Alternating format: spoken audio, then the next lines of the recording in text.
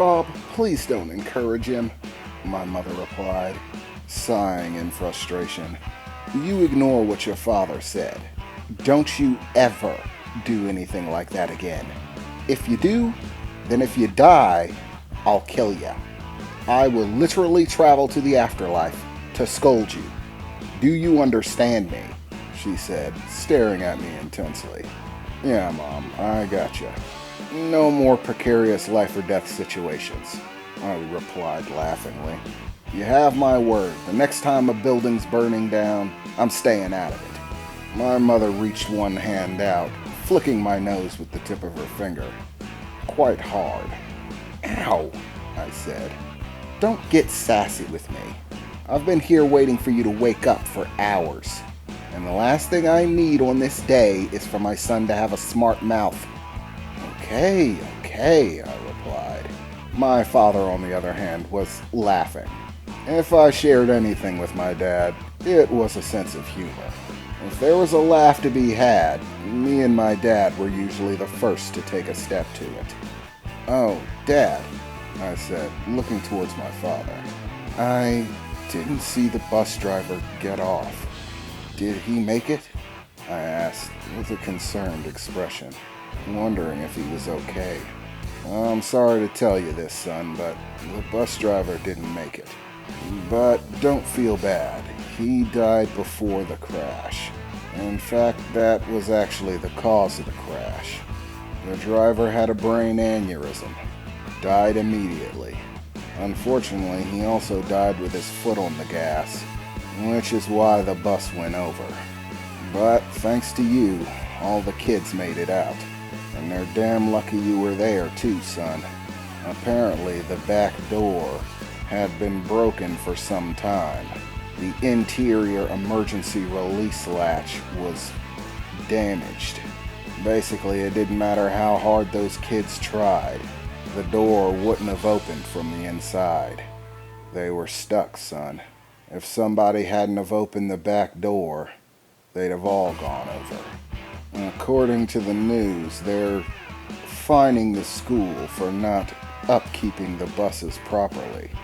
Those safety latches are supposed to be working at all times, and the school's catching hell for it. But all in all, you saved 23 lives, son.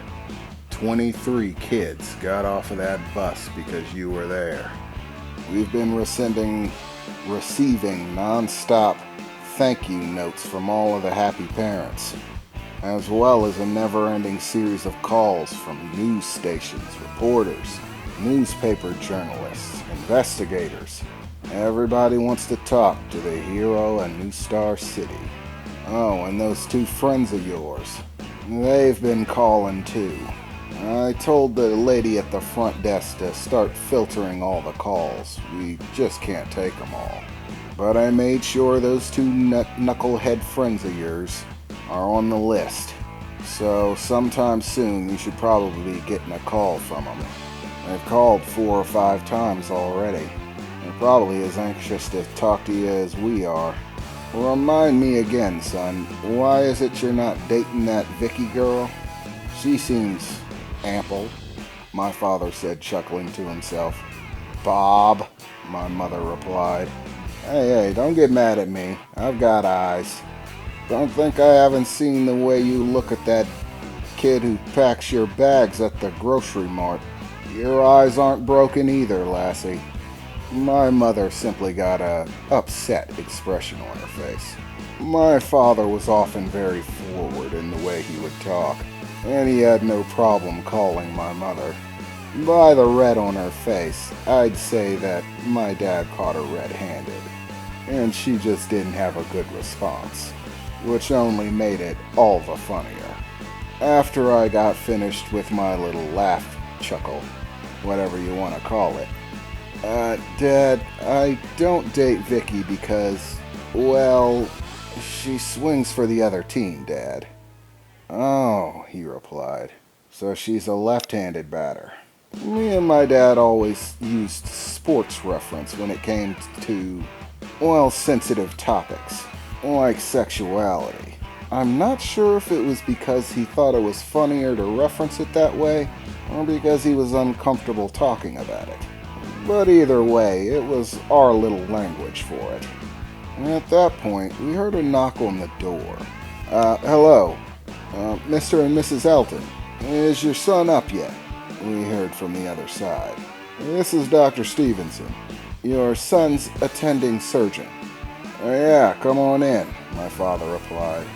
As the door opened, a somewhat average-sized man, with brown graying hair, obviously dressed as a doctor, he was a surgeon after all, came in with a somewhat disconcerted expression on his face, as if he was here to bear bad news.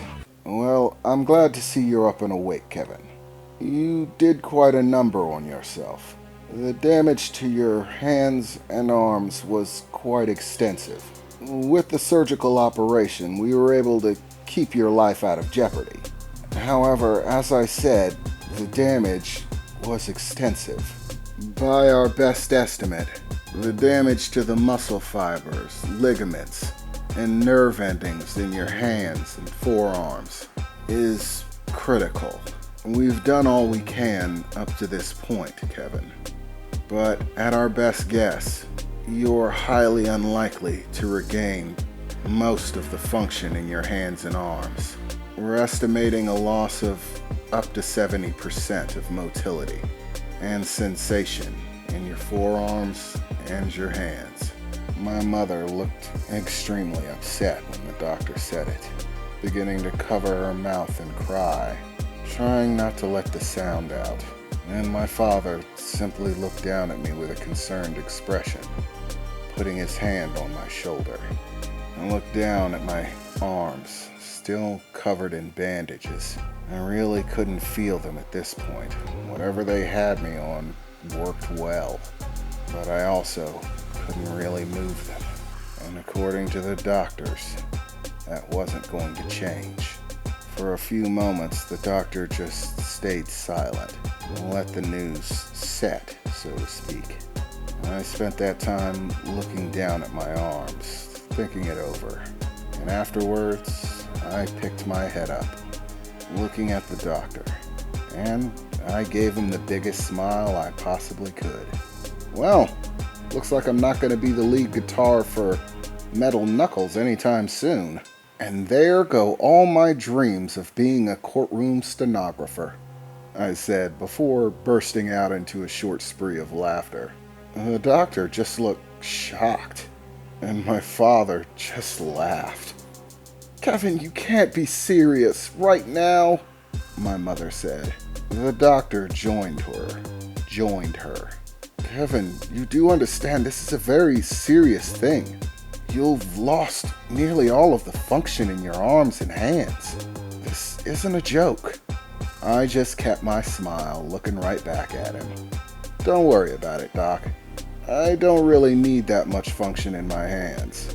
Believe it or not, I don't have a high dexterity job. Not a lot of fine motor skill requirements for stabbing a needle through an ear. And because of this, I was able to save 23 kids. Did you get that count, Doc? 23 of them. And all it cost me was some silly little hands. Silly little hands that have never really done anything important, other than make some people look wicked rad. And in exchange, 23 whole people. Kids full of endless possibility that dream of being everything under the sun.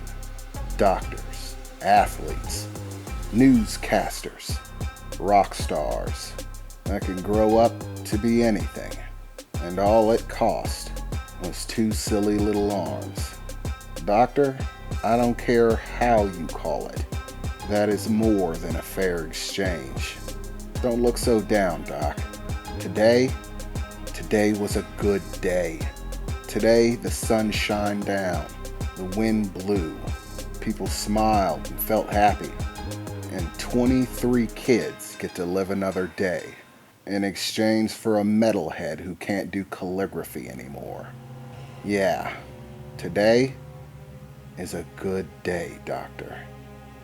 Be happy in it. I know I will.